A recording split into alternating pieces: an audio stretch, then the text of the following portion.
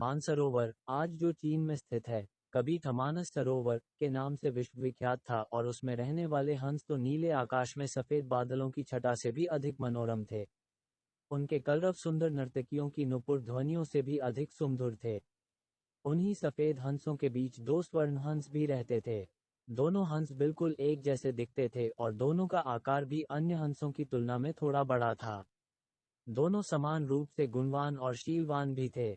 फर्क था तो बस इतना कि उनमें एक राजा था और दूसरा उसका वफादार सेनापति। राजा का नाम धृतराष्ट्र था और सेनापति का नाम सुमुख। दोनों हंसों की चर्चा देवों, नागों, यक्षों और विद्याधर ललनाओं के बीच अक्सर हुआ करती थी। कालांतर में मनुष्य योनि के लोगों को भी उनके गुण सौंदर्य का ज्ञान होने लगा। वाराणसी नरेश ने जब उनके विषय में सुना तो उसके मन में उन हंसों को पाने की प्रबल इच्छा जागृत हुई।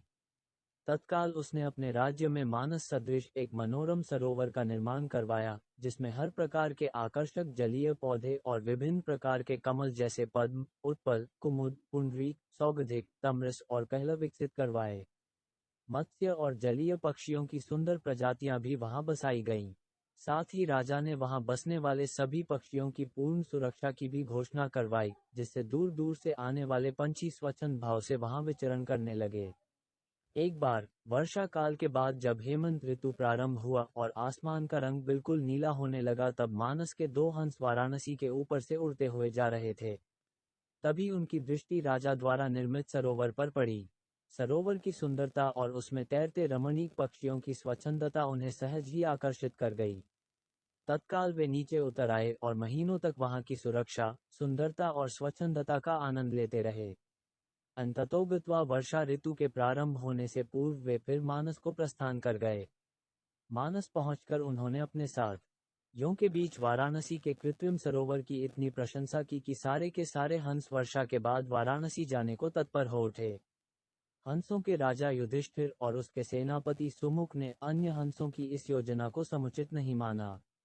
युधिष्ठिर ने उनके प्रस्ताव का अनुमोदन न करते हुए ये कहा कि पंछी और जानवरों की एक प्रवृत्ति होती है।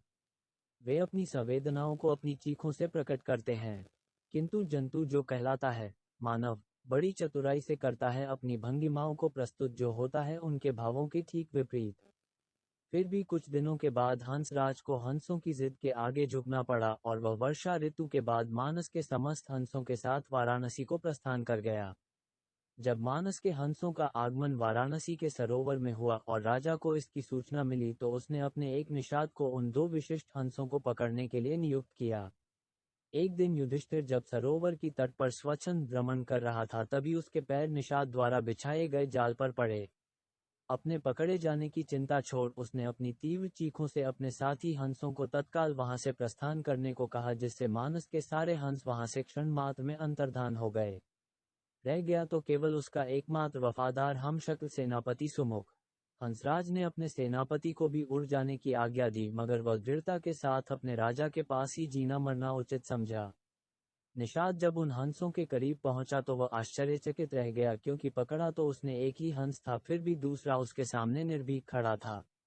निषाद ने जब दूसरे हंस से इसका कारण पूछा तो वह और भी चकित हो गया, क्योंकि दूसरे हंस ने उसे ये बताया कि उसके जीवन से बढ़कर उसकी वफादारी और स्वामी भक्ति है। एक पक्षी के मुख से ऐसी बात सुनकर निषाद का हृदय परिवर्तन हो गया। वो एक मानव था, किंतु मानव धर्म के लिए वफादार नहीं था। उसने हिंसा का मार्ग अपनाया था और प्राणातिपात से अपना जीवन निर्वाह करता था। शीघ्र ही उस निषाद ने अपनी जागृत मानवता के प्रभाव में आकर दोनों ही हंसों को मुक्त कर दिया। दोनों हंस कोई साधारण हंस तो थे नहीं। उन्होंने अपनी दूरदृष्टि से यह जान लिया था कि वह निषाद निस्संदेह राजा के कोप का भागी बनेगा।